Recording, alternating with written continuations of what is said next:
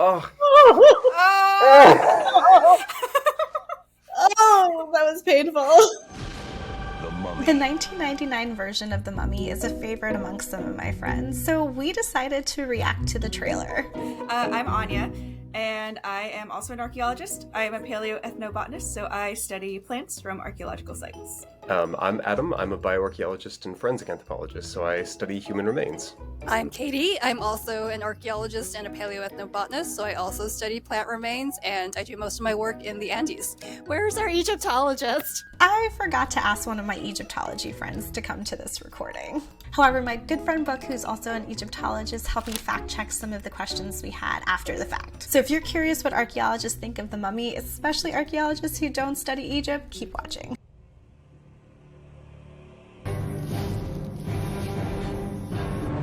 On a dig down in Thebes.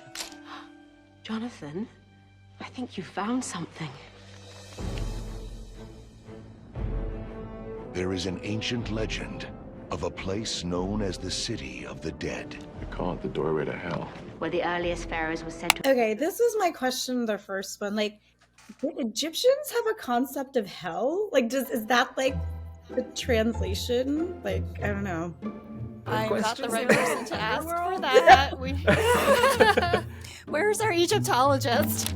I know, I'm sorry. I need to make a note of all the things we have to fact check. There wasn't hell in the way we think of it in Christianity, Judaism, and Islam, but there were outcomes that people wanted to avoid, like the idea of non-existence. And also the timeline. They were like, this is something we feared for like 3,000 years. And I'm like, I thought Egypt was older. Like the civilizations they're referencing to? Because that would be like, what, 1,000 BC? Yeah, it's gotta be a lot older than that. 3,000 years ago was the collapse of the Bronze Age and basically the end of the New Kingdom period and beginning of the Third Intermediate period, and ancient Egypt is far older than 3,000 years. We see dynasties starting even around 5,000 years ago. But like, I don't know anything about Egypt in terms of that. Like, I feel like we debunk all of like those conspiracy theorists that think that like archaeologists are all united in terms of like keeping information curated. Because like, I'm like, I don't know anything about Egypt. But that lock just doesn't seem like a thing that might have existed. Ooh, that's a good question. Ancient Egypt is actually home to some of the oldest locks, but they're wooden door locks, and we wouldn't see the Book of the Dead written in book form. It actually would be written in papyrus or even on walls or on coffins. Did any of you get this feeling that when this movie came out, I feel like it sparked kind of a new wave of people interested in Egyptology? And I don't know if it was just my own friend group, but like it seemed like there was this huge wave after this. And it was very Egypt specific. Yeah. Oh, I want to go to Egypt. I'm like, oh, okay.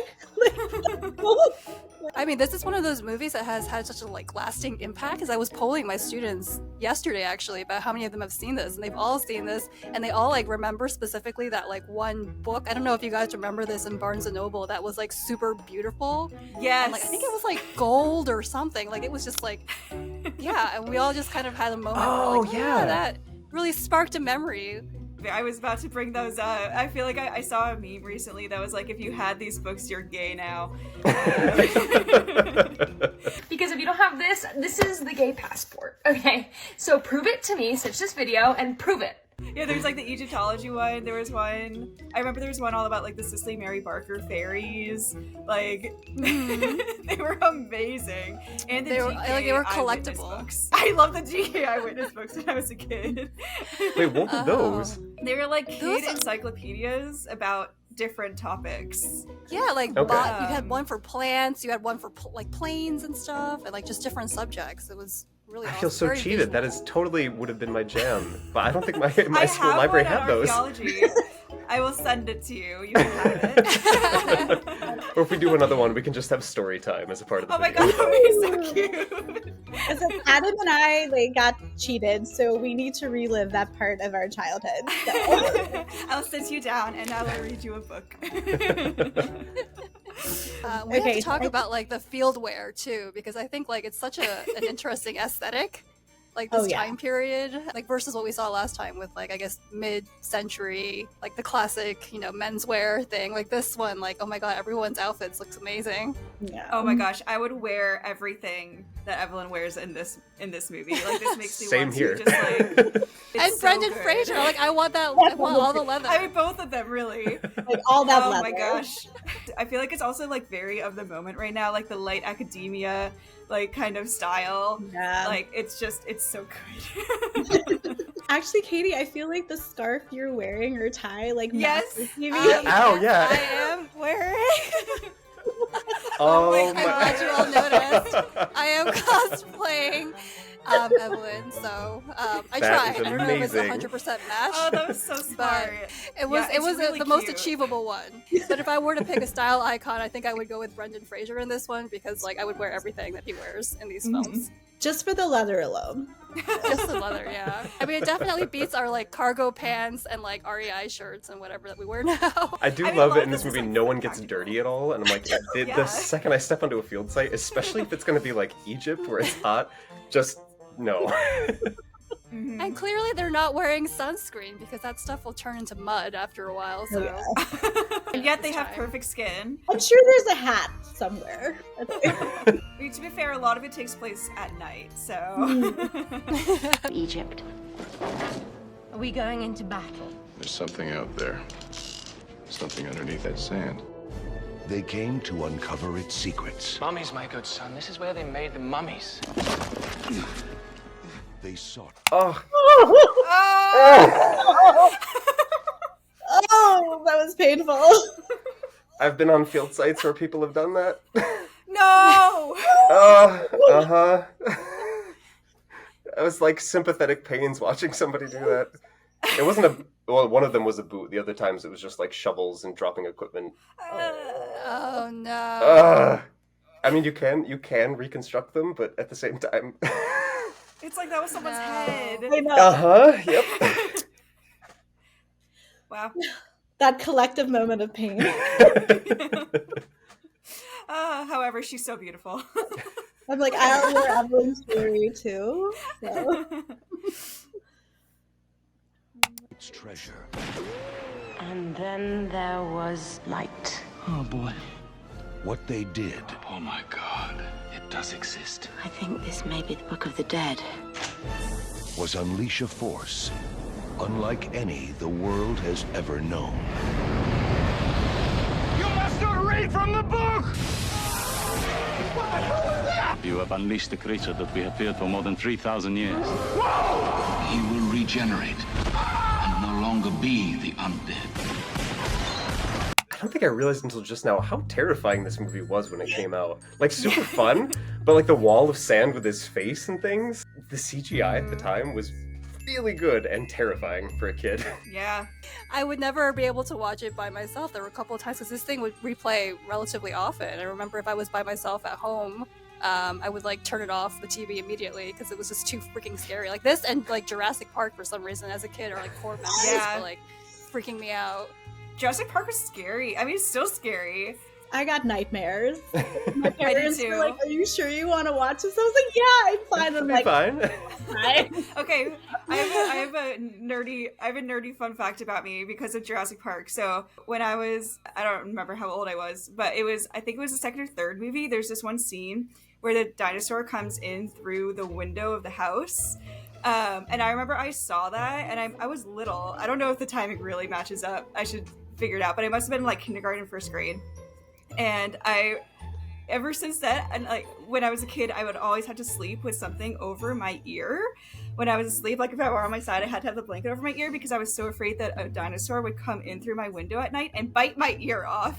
So when I was a kid, I could not sleep unless, and like I still do. Like I always have my ear covered when I sleep because Oh of my Jurassic god. Park. That being said, it's my That's favorite so movie. funny. And that's so sweet too Anyway, because side it's just note. your ear like versus It was just like my the ear. I was lawyer in the first like the lawyer in the first film that gets like eaten while he's going to the bathroom at his most like vulnerable time. Like that was really freaky. I think a lot of people got that fear because I definitely, after seeing that movie, was terrified of bathroom stalls. Yeah. And then Pulp Fiction didn't help at all. Like, Oh yeah.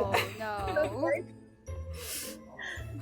Poor Anya. Watching this as like an adult, like, and working in a place that has sand, I'm like, that's terrifying. And also, like, didn't you get a warning? But not like, I guess, a weather warning. But I was like, oh man, that, like, I was cringing when I was watching that because I was like, ugh, that's a lot of sand. But yet, you're not dirty. Like, You just put a tarp over yourself. That fixes it. so large, Adam. No, that's what they do in the movie. They literally just like put a tarp over themselves, I think. Meanwhile, all I can think about are mud boogers, essentially. It's like, oh, breathing all that in. Also the worst. Mud boogers. We are in serious trouble. On May 7th, Can you swim? If the occasion calls for it. Trust me! It calls for it! Universal Pictures invites you His powers are growing. Run! This just keeps getting better and better. to experience the adventure It appears he's already chosen his human sacrifice. that will live forever. He turns. Okay, was there human sacrifice in Egypt? That is an excellent question for our Egyptology I friend. don't know. Were people like buried with other people? Well, in yeah, I Egypt? guess I don't know if this is true. That like when a king died, their servants were also killed and buried with them. Was that I always like heard that's that. not a- I don't know if or that's... that also feels fake. I don't know. Fact check. The evidence we do have for human sacrifice in ancient Egypt comes from the early dynastic periods amongst the elite. However, it wasn't a common practice, and it wasn't a practice that kept persisting. One thing I do have to say, that like one of the few things that I remember from teaching this for like a couple weeks, and we talked about the mummy, is there's no specificity at all of like when it existed, of like, is it Old Kingdom, Middle Kingdom, New Kingdom? If you ask me the Yeah. differences, I will have no idea, but I remember that they're a thing, and they're very different because it was a very long time. And this is kind of like everything, the entire few thousand years all squished into one. Yeah. All of ancient Yeah. Egypt. 3,000 years ago. Yeah, all I of mean, it. it's not all that different from Jurassic Park then, right? There's no Yeah, Triassic true. or True. Jurassic, or it's all compressed. Wasn't each like kingdom period also was like really long? Like each actual period was like hundreds of years, right? Yeah. Yeah. Because like Cleopatra was more recent than a lot of the oldest stuff. Mm. Is that right? Mhm. 'Cause, Yeah, like, she somewhere I heard that she was closer to like the Napoleonic Wars than she was to the actual building of the Great Pyramids. Yeah, I've seen figures like that too, which is wild. I don't know, I feel like we have a tendency to think of archaeologists as a modern phenomenon, but like people have been looking back at the past, like their own past and the past of other people, like for thousands of years too. Ancient Egypt lasted for so long that like, I don't know. It's just interesting to think about. That people have always been archaeologists, whether formally or not.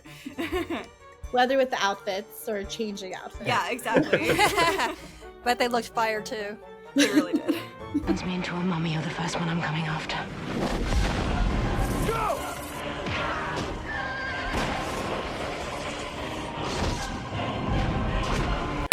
The scarabs. Oh, I know. Oh, the I'm scarabs. cosplaying today. I was convinced for years that that was a real thing. So the first time I saw an actual dung beetle, I was like, nope.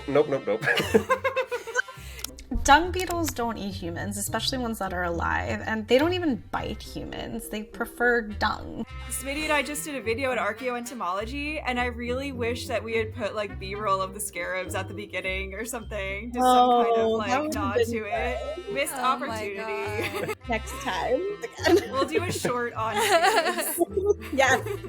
Just so we can use that Yeah. today. Yeah, exactly. Remember, mummies are not that fast. I don't think It's they so are. disappointing that they're not real. I mean, like, what is like the correlate supposed to be like domestic beetles? Like, there's so much. Yeah, I mean, Less- we used to have domestic beetles in my old lab to process stuff that we'd take in, and they're super chill. Like you can hold them in your hand because all they care about is like old. Yeah, meat, they're just as like gross they it is just to want say. to munch old stuff. But the first time I worked with them, I was definitely thinking of this. That I was like, one of these is definitely going to go under my skin. And then start munching away. The funny random fact about domestic beetles, the biggest worry that you have to have if you have them in a lab is apparently they love electrical wiring and like LAN networking and stuff. So that was the main thing, like our main concern in that lab having those domestic beetles. It's not like it would escape and start eating us or anything, like old collections and things, but especially they're like, if they get into the wiring work, electric, like they will eat all of it, and we will have no internet in this entire building. Oh, Wow. that's also That is a scary thought. It's almost scarier.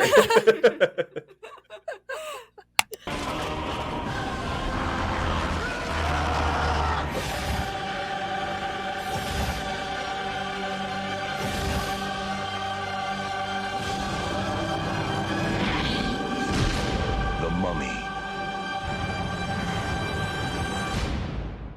I don't know if any of you have ever seen the original Mummy, but it definitely is a much more exciting rendition. Wait. As a tie into that, I have Oh my all of the Universal movie monsters. Yes! Nice. 10 points to you, Adam. I mean, you put in way more effort. I just had this T-shirt already. I don't know, it's a scarf. One thing they didn't show in I the have movie though nothing. was the whole bookcases tipping over on each other. Oh, That- yeah. Honestly, that has caused a phobia in me. Anytime I go into any library like that, I'm terrified that's gonna happen. Yeah, that to me is one of the most memorable scenes in the whole movie. Yeah, is that. And I'm so scared. Just in terms of like the representation too, I remember like, I don't know, when we were growing up, some of us, like being a nerd was like a bad thing, like being a bookworm. And I remember like this movie and I guess Beauty and the Beast as well, like being a bookworm suddenly was like kind of cool and kind of chic. And so yeah, in terms of like just representing the people that are, you know, nerdy little bookworms, like, you know, Evelyn is definitely a great character. The trailer doesn't have like my personal favorite line, well actually two favorite lines. I am a librarian. Which is of course amazing. And You're wondering, what is a place like me doing in a girl like this? like the Drunk cutest Evie. drunk of all time. Also representing the people that can't handle their alcohol. I know, she's all of us. She really is. Lightweight So tonight. relatable.